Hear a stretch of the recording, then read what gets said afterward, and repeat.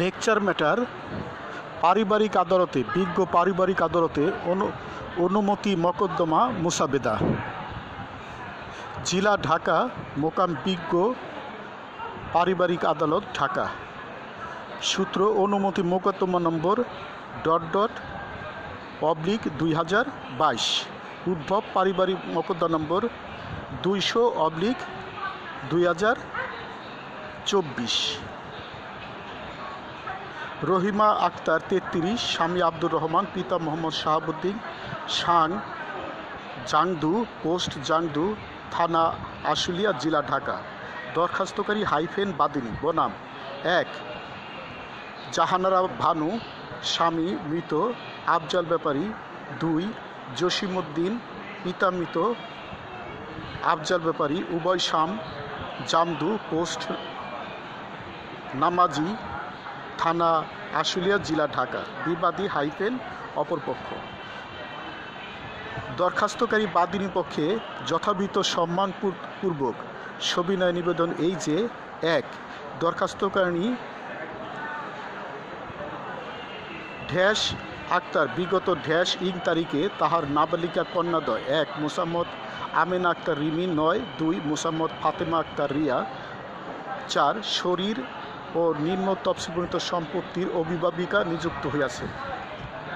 2 নাবালিকা 1 মোসাম্মদ আমেনা আক্তার রিমি 9 2 মোসাম্মদ ফাতেমা আক্তার রিয়া 4 এদের ভরণ পোষণ ও চিকিৎসা খাওয়া দাওয়া সহ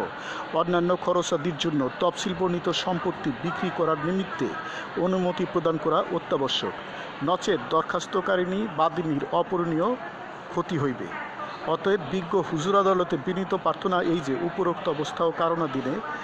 এবং ন্যায় বিচারের স্বার্থে দরখাস্তকারিণীকে নাবালিকাদ্বয়ের নিম্ন তফসিলবর্ণিত সম্পত্তির অংশ বিক্রি করার নিমিত্তে অনুমতি প্রদানক্রমে সুবিচার করিতে হুজুরের সদয় মর্জি হয় এবং এইরূপ দয়ের জন্য বিনয়াবনত দরখাস্তকারিণী বিজ্ঞ আদালতের প্রতি চিরকৃতজ্ঞ থাকিবে আরজ ইতি তান তফসিল জেলা ঢাকা থানা আশুলিয়া মোজা জেএল CS SA RS এবং খতিয়ান নম্বর CS 68 SA RS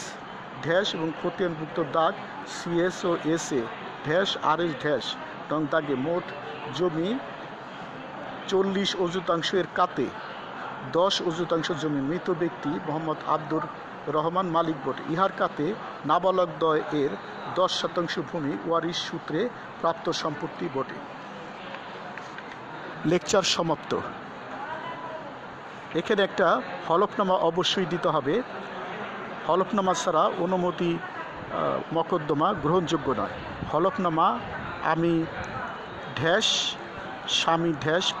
পিতা শাং পোস্ট থানা জেলা বয়স বৎসর পেশা গৃহিণী ধর্ম ইসলাম জাতীয়তা বাংলাদেশী এই মর্মে হলফপূর্বক ঘোষণা করিতেছি যে 1 আমি অত্র অনুমতি মকদ্দমার দরখাস্তকারিণী এবং অত্র মকদ্দমার যাবতীয় তথ্য ঘটনাদি উত্তমরূপে জ্ঞাত আছি 2 আমি নাবালিকাদ্বয়ের গর্ভধারিণী মাতা এবং স্বাভাবিক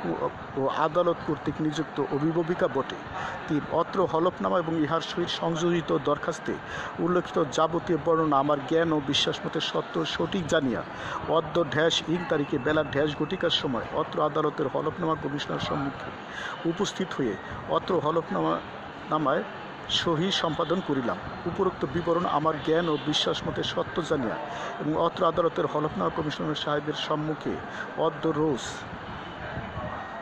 ইং সকাল ঘটিকার সময় অত্র হলফনামা স্বাক্ষর করত সম্পাদন করিলাম হলফকারী